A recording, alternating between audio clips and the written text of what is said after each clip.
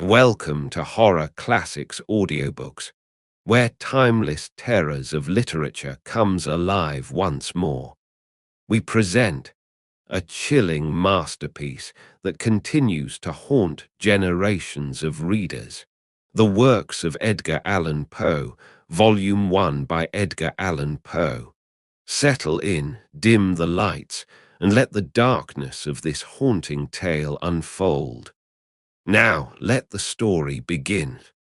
Death of Edgar A. Poe by N.P.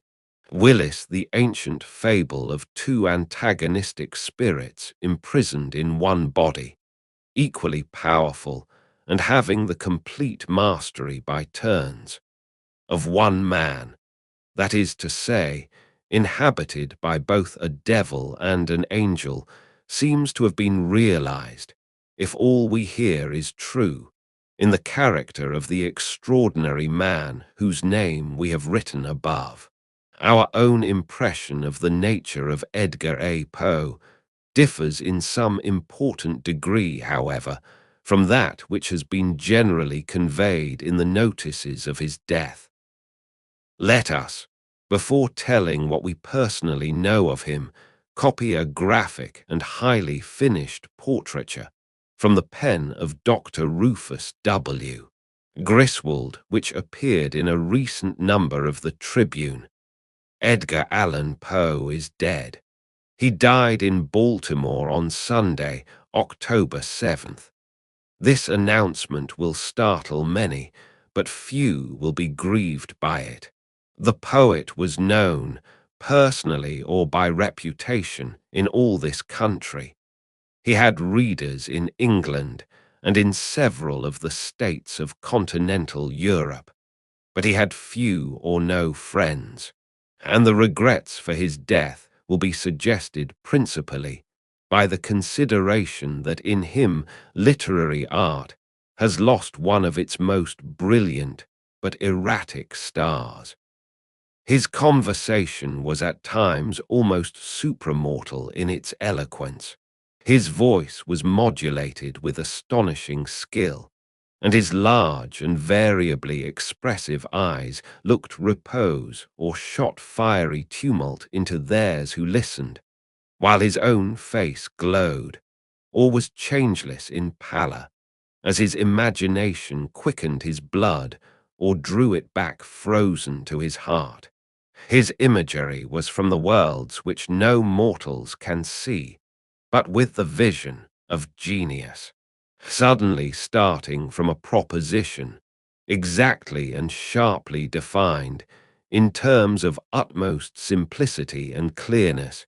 He rejected the forms of customary logic, and by a crystalline process of accretion, built up his ocular demonstrations in forms of gloomiest and ghastliest grandeur, or in those of the most airy and delicious beauty, so minutely and distinctly, yet so rapidly, that the attention which was yielded to him was chained till it stood among his wonderful creations, till he himself dissolved the spell, and brought his hearers back to common and base existence by vulgar fancies or exhibitions of the ignoblest passion.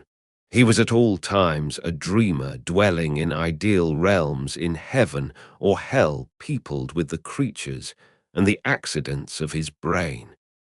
He walked the streets in madness or melancholy, with lips moving in indistinct curses, or with eyes upturned in passionate prayer, never for himself, for he felt, or professed to feel, that he was already damned, but for their happiness who at the moment were objects of his idolatry, or with his glances introverted to a heart gnawed with anguish, and with a face shrouded in gloom, he would brave the wildest storms, and all night, with drenched garments and arms beating the winds and rains, would speak as if the spirits that at such times only could be evoked by him from the Aidenn close by whose portals his disturbed soul sought to forget the ills to which his constitution subjected him, close by the Aidenn where were those he loved,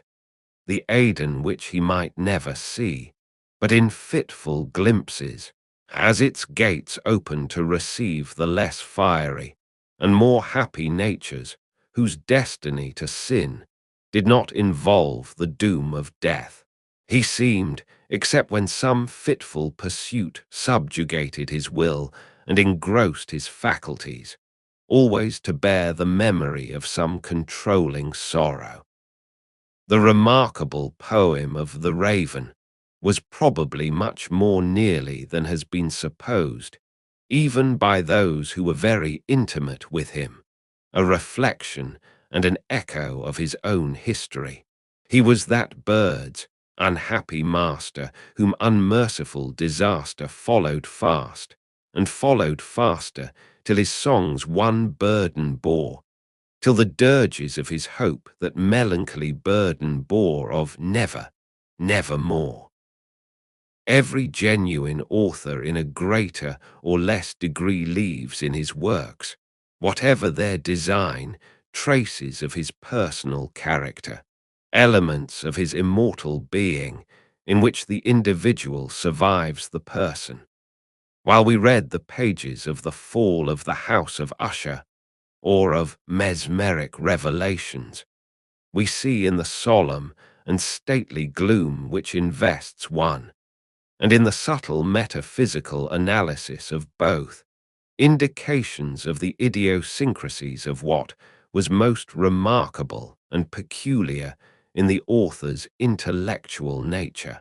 But we see here only the better phases of his nature, only the symbols of his juster action, for his harsh experience had deprived him of all faith in man or woman. He had made up his mind upon the numberless complexities of the social world, and the whole system with him was an imposture. This conviction gave a direction to his shrewd and naturally unamiable character. Still, though he regarded society as composed altogether of villains, the sharpness of his intellect was not of that kind which enabled him to cope with villainy, while it continually caused him by overshots to fail of the success of honesty. He was in many respects like Francis Vivian in Bulwer's novel of the Caxtons. Passion in him comprehended many of the worst emotions which militate against human happiness. You could not contradict him, but you raised quick choler. You could not speak of wealth, but his cheek paled with gnawing envy.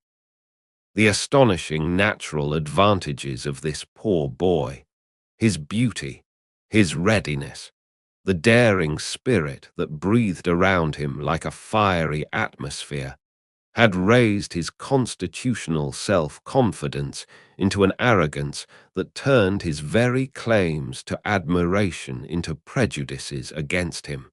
Irascible, envious, bad enough, but not the worst, for these salient angles were all varnished over with a cold, repellent cynicism. His passions vented themselves in sneers. There seemed to him no moral susceptibility, and, what was more remarkable in a proud nature, little or nothing of the true point of honor.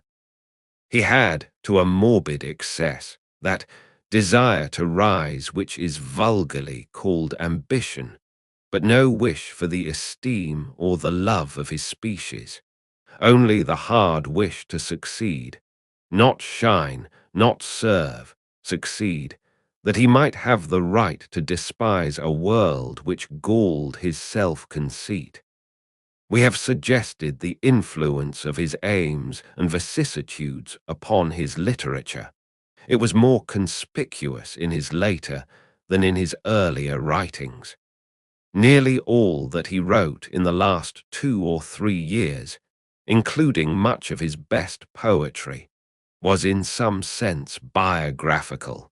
In draperies of his imagination, those who had taken the trouble to trace his steps could perceive, but slightly concealed, the figure of himself. Apropos of the disparaging portion of the above well-written sketch, let us truthfully say, some 4 or 5 years since, when editing a daily paper in this city, Mr. Poe was employed by us for several months as critic and sub-editor. This was our first personal acquaintance with him. He resided with his wife and mother at Fordham, a few miles out of town, but was at his desk in the office from 9 in the morning till the evening paper went to press, with the highest admiration for his genius and a willingness to let it atone for more than ordinary irregularity. We were led by common report to expect a very capricious attention to his duties, and occasionally a scene of violence and difficulty. Time went on, however, and he was invariably punctual and industrious. With his pale, beautiful, and intellectual face, as a reminder of what genius was in him, it was impossible, of course, not to treat him always with deferential courtesy, and, to our occasional request that he would not probe too deep in a criticism, or that he would erase a passage colored too highly with his resentments against society and mankind, he readily and courteously assented, far more yielding than most men, we thought, on points so excusably sensitive. With a prospect of taking the lead in another periodical, he, at last, voluntarily gave up his employment with us, and through all this considerable period, we had seen but one presentment of the man, a quiet, patient, industrious, and most gentlemanly person, commanding the utmost respect and good feeling by his unvarying deportment and ability. Residing as he did in the country, we never met Mr. Poe in hours of leisure, but he frequently called on us afterward at our place of business, and we met him often in the street, invariably the same sad-mannered, winning and refined gentleman, such as we had always known him. It was by rumor only, up to the day of his death, that we knew of any other development of manner or character. We heard, from one who knew him well, what should be stated in all mention of his lamentable irregularities, that with a single glass of wine his whole nature was reversed, the demon became uppermost, and though none of the usual signs of intoxication were visible, his will was palpably insane, possessing his reasoning faculties in excited activity at such times, and seeking his acquaintances with his wonted look and memory. He easily seemed personating only another phase of his natural character, and was accused, accordingly, of insulting arrogance and bad-heartedness. In this reversed character, we repeat, it was never our chance to see him. We know it from hearsay, and we mention it in connection with this sad infirmity of physical constitution, which puts it upon very nearly the ground of a temporary and almost irresponsible insanity. The arrogance, vanity, and depravity of heart, of which Mr. Poe was generally accused, seem to us referable altogether to this reversed phase of his character. Under that degree of intoxication, which only acted upon him by demonizing his sense of truth and right, he doubtless said and did much that was wholly irreconcilable with his better nature. But when himself, and as we knew him only, his modesty and unaffected humility as to his own deservings were a constant charm to his character, His letters, of which the constant application for autographs has taken from us, we are sorry to confess, the greater portion, exhibited this quality very strongly. In one of the carelessly written notes of which we chance still to retain possession, for instance, he speaks of the Raven, that extraordinary poem which electrified the world of imaginative readers and has become the type of a school of poetry of its own, and in evident earnest attributes its success to the few words of commendation with which we had prefaced it in this paper. It will throw light on his sane character to give a literal copy of the note. FORDHAM, April 20, 1849.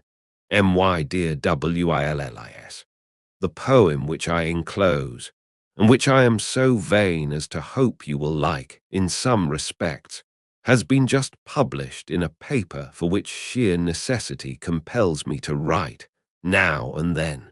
It pays well as times go, but unquestionably it ought to pay 10 prices.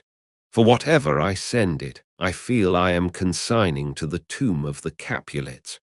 The verses accompanying this, may I beg you to take out of the tomb and bring them to light in the home journal.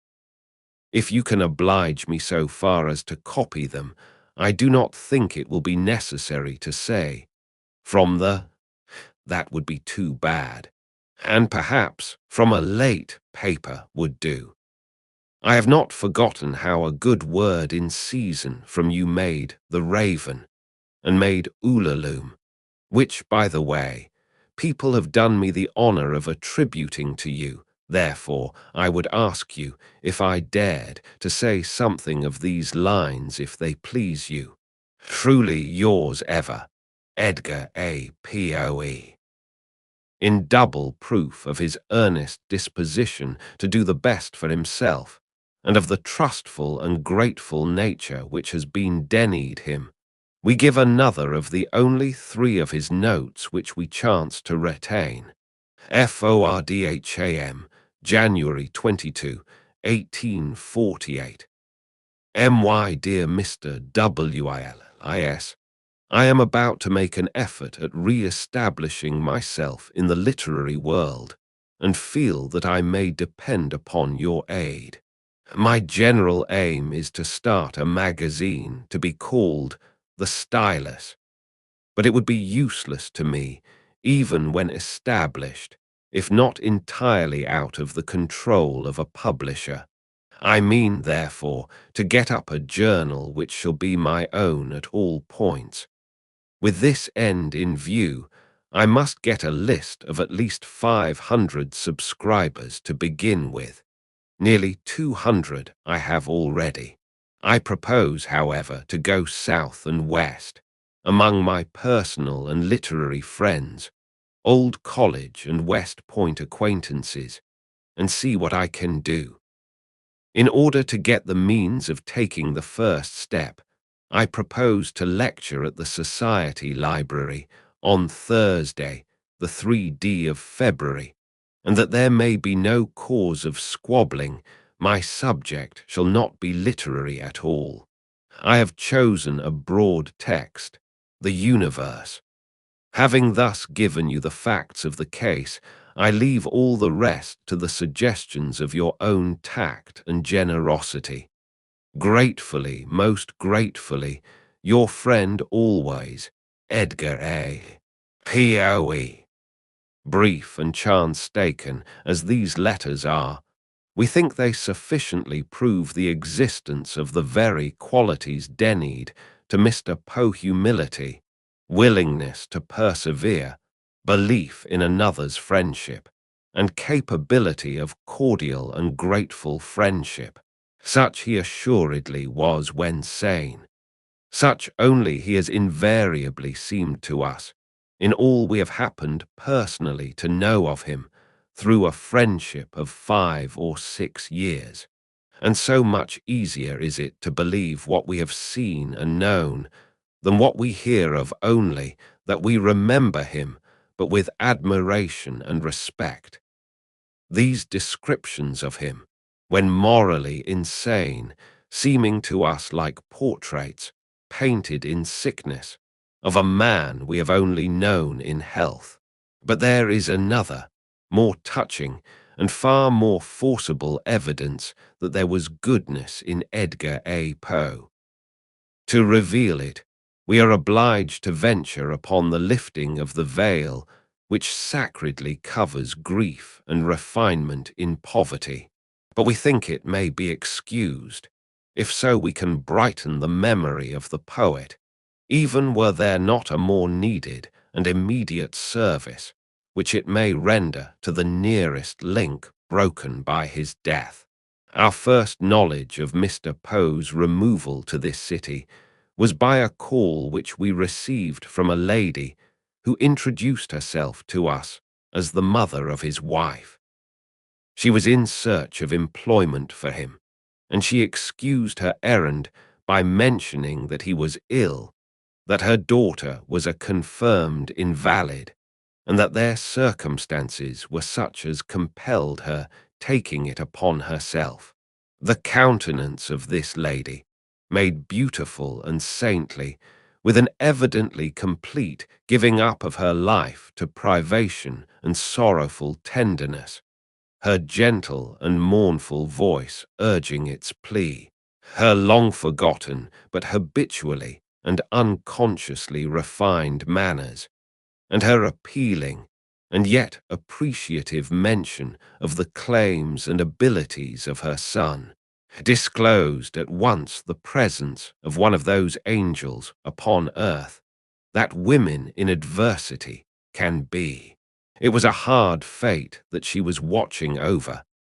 Mr. Poe wrote with fastidious difficulty, and in a style too much above the popular level to be well paid.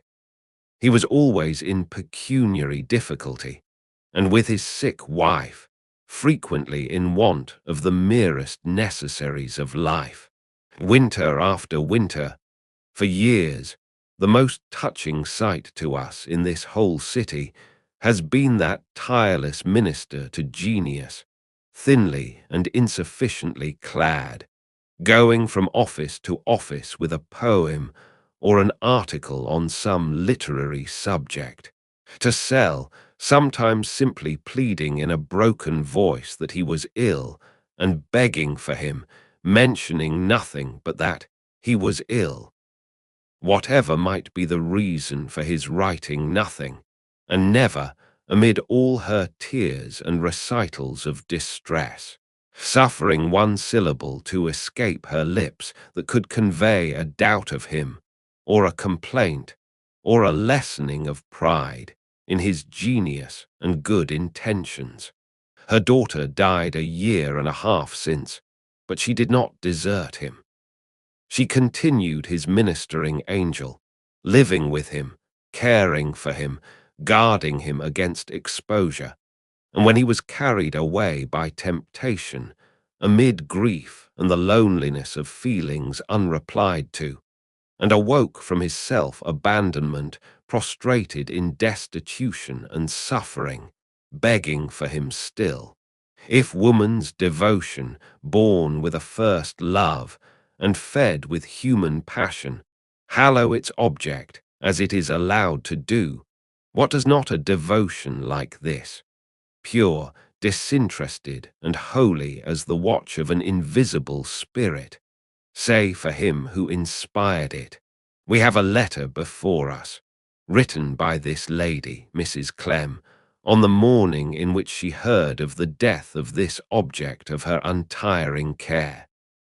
It is merely a request that we would call upon her, but we will copy a few of its words, sacred as its privacy is, to warrant the truth of the picture we have drawn above, and add force to the appeal we wish to make for her.